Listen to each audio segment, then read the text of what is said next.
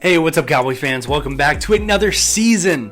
Yes, the season opener is this Sunday, and we're back with Cowboys content here on the YouTube channel and on TikTok and Instagram. So go ahead and drop a like, and don't forget to hit subscribe as we talk about our prediction for the Dallas Cowboys versus the Tampa Bay Buccaneers. On the field, Lamb, 10, 5, victory! Touchdown, Ezekiel Elliott. How about the rookie Micah Parsons? What a play! Defense wins championships, but the Super Bowl is won by the quarterback. Like I said, I am so excited that the season is back, and the Cowboys, there's a lot of expectations going into this year, and in a lot of ways there's no expectations because there were a lot of roster moves, a couple of head scratchers, a couple of business decisions that essentially needed to be made. But at the end of the day, long story short, I think the defense, for the most part, remained intact.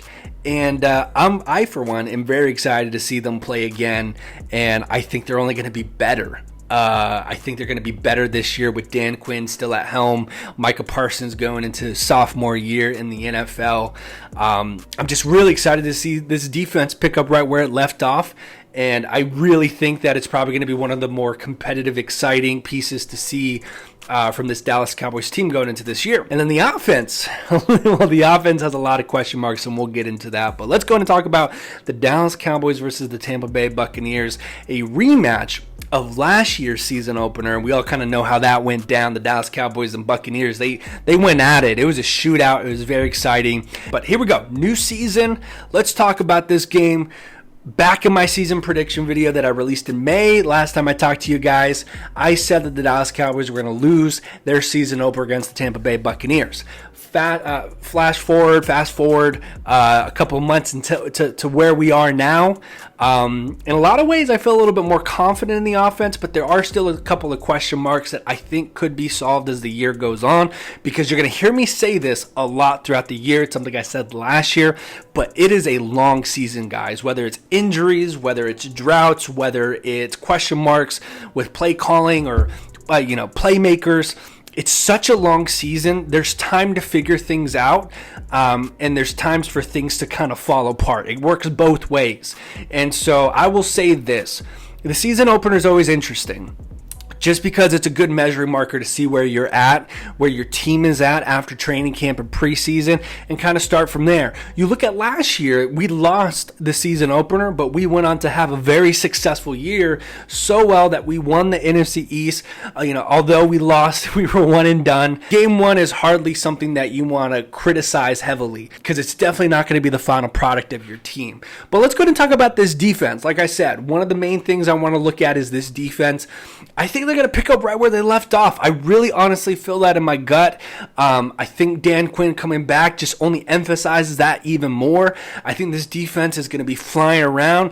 There's been rumors, some of the players have been talking about the speed of this defense, that it's even faster, if not one of the fastest defenses that they've ever played on. So a lot of the main pieces remain intact. One of the polarizing pieces that was Randy Gregory going to the Denver Broncos with that whole free agency fiasco. We go ahead and replace him with Dante Fowler Jr., as well as giving Dorrance Armstrong a start on that end. Statistically, on paper, you bring in those two guys, it replaces what Randy Gregory did retroactively. Now, you be the judge on whether you'd rather have those two players instead of Randy Gregory with the big contract that we would have signed him. I believe it was 5 years, $70 million that we were looking at. But the Cowboys decided to go with more bargain price hunting there and bringing in those two guys, re-signing Dorrance Armstrong and bringing in Dante Fowler. Besides that, this defense looks the same. And I'm really excited because last year, we didn't get any pressure on Tom Brady. We didn't even touch him. There was not even a sack in that first game, and he was able to do whatever he wanted. I think that's going to look a lot different. Not only is this not the same defense that Tom Brady and the Buccaneers played last year going into week one, I mean, it's just our players have matured. The chemistry, having Dan Quinn coming back and having that continuity still is a huge thing. So that's already a big win from the front office. And, I'm going to be very critical of the front office, but I'm also going to give my praise to the front office when they've done something well. And keeping Dan Quinn and this defense intact was a very smart move. And you're going to see it here week 1. You're going to see a playoff caliber defense, the one like you saw last year. I think my biggest prediction here is that we're going to get a few turnovers. I think Tom Brady's going to be a little bit rusty coming off of his little break from training camp, and he's not going to be rusty because of his age. It's never because of that, but I think in Tampa, you got a few moving parts over there. You got, an offensive line that changed slightly, but you also got a new head coach. I know Todd Bowles was within that organization, but regardless, I think you're going to see a little bit of rust in that situation. And so my biggest prediction, I think Micah Parsons gets to Tom Brady twice for 2 sacks, and I think we pick off Tom Brady as well. I'm not going to go so far to say it's a Trayvon Diggs interception. I think maybe Anthony Brown or Jordan Lewis grabs that one, but I think we force enough pressure, and I think we're going to see this a lot throughout the year. But I think the defense is really going to make a lot of opportunities for this offense. Now, let's go and talk about that offense. The defense, like I said, it's going to be one of the more exciting parts, one of the more exciting things of this season, and I cannot wait to see it. This offense, it starts with the offensive coordinator. It starts with Kellen Moore. You go watch my videos, you know how I feel about Kellen Moore. I highly believe he's not meant to be in that offensive coordinator position. I am so surprised a team did not roll the dice on him and hire him as a head coach. I think that would have been a win for the Dallas Cowboys if Kellen Moore left, but he is back. And it's really going to be an interesting thing. It's really going to be interesting to see how he strategizes this game. Because over the offseason, the Dallas Cowboys in the front office were very adamant about pushing the offense through Ezekiel Elliott. Now, Ezekiel Elliott, despite what I've said about him, arguably it's the worst contract in sports right now. There's no denying that fact. He's definitely not worth the contract he's paid for right now. But does that mean he's a bad player? Not at all. He's a great running back. He's a great pass blocker. So when you factor that into account, he's a great running back. He's probably not worth what we paid him to be, and the headache that comes along with that financial burden. To run it through him, to run the offense through him like it was back in 2016, it's not going to have the same effect. Not because Zeke is not what he was. He's still a great player. He had a great year last year, 1,000-yard running season, although it took him one extra game to get there. But the main problem is you have to understand that the game of football begins in the trenches on both sides of that line, the offense and the defensive line. And so you look at this offensive line, there's a lot of question marks here. I know we signed Jason Peters. I know we filled that depth position right there. But we're not going to see him until week 3 or week 4 where he's in playing condition already.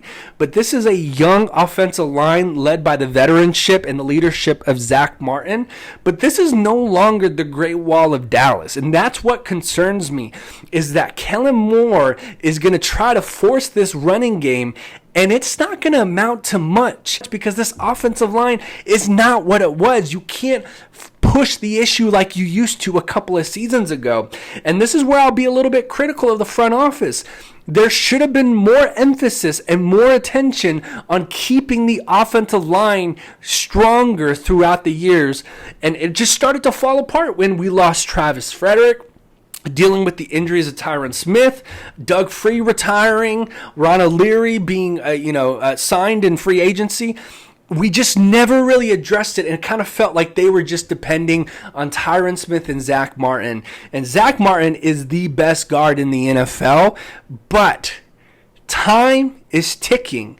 And this offense, I don't think, is going to be able to establish the running game as it used to. And so, with that being said, Kellen Moore has to come out here and start throwing the ball with Dak Prescott. He has to start attacking, being aggressive, whether that's utilizing Tony Pollard in the slot, in the screen, more as a running back than Ezekiel Elliott, or utilizing play action more, getting Dak Prescott out of the pocket. And here's the number one thing, too. You have to prioritize CD as your number one wide receiver. You cannot throw it more to Dalton Schultz. You cannot throw it more to Noah Brown. You got to get CD Lamb involved in the game. And here's the other thing, too. I know a lot of people had question marks about Dak Prescott and his wide receivers and being without Amari Cooper. Well, here's the thing. I think the main criticism was always, Dak Prescott needed a guy like Amari Cooper. He needed a number one wide receiver outside of not having Amari Cooper. How does Dak Prescott's career look? Well, it looks a little bit mediocre, to be honest. But I'm not as worried about that as I was when Cooper was traded to the Cleveland Browns, because we still have that number one wide receiver. We have CeeDee Lamb, and CeeDee Lamb is an incredible talent, and I think he's going to go off this year. It's his year to go off. It is a CeeDee Lamb year, and that Dak Prescott-CeeDee Lamb connection is going to be very fun to watch throughout the entire year. And, Michael Gallup's not even on the squad just yet, but I think Dak Prescott's going to be just fine. I think they're going to lean on him a little bit more, as they should here in the first couple of weeks. When you pay your quarterback that amount of money to be your franchise quarterback, there's sort of that dependability that, hey, if we get you a couple of wide receivers, as long as you have that number one wide receiver as well, you should be good, and you should be able to be productive and effective and at least give us a chance to win this game. So I have no problems there. Other than that, let's talk about our prediction. Let me talk about my prediction. I'm going to go ahead and solidify what I said in the season prediction video. I still believe that the Tampa Bay Buccaneers are going to be the better team here in week one. They're a very competitive team. They're well coached. They have a really great roster when you look at it. They're a playoff team. And so it's going to be a really great measuring marker to see where our squad is at the moment. But I'm going to say that the Tampa Bay Buccaneers take week one. I don't think it's going to be high scoring like we saw last year. I think it's actually going to be a very close game here. I think the Cowboys are going to have a chance here towards the end of the game to win it. Probably going to come up a little bit short here, but I'm going to throw out a prediction score and say that the Tampa Bay Buccaneers defeat the Dallas Cowboys 21-17 for the season opener on Sunday Night Football. But the Cowboys, like I said, it's a long season. It's a very long season. And losing your first game is not the end of the world. And last year was a testament to that fact. But that's it. That's all I'll say about that. Be sure to comment down below your thoughts. What are your expectations for this game and this season? What are your concerns at the moment for this team? And be sure to drop your prediction down below for this game. And let's see who's right and who's wrong. But go ahead and like the video, comment down below, subscribe for more Cowboys content. I'm going to be back every week. Be sure to be following me on Instagram and TikTok, as I post daily over there. But I'm going to be at the game on Sunday. I'm going to be at AT&T Stadium, so I'll be doing my post-game reaction video at AT&T Stadium. And so I'll be there to be cheering on our Cowboys and kicking off a new year that is filled with promise, that, we should be able to win the NFC East. We should be able to win the NFC East. But other than that, I will see you guys Sunday after the game. I'll see you then. Go Cowboys.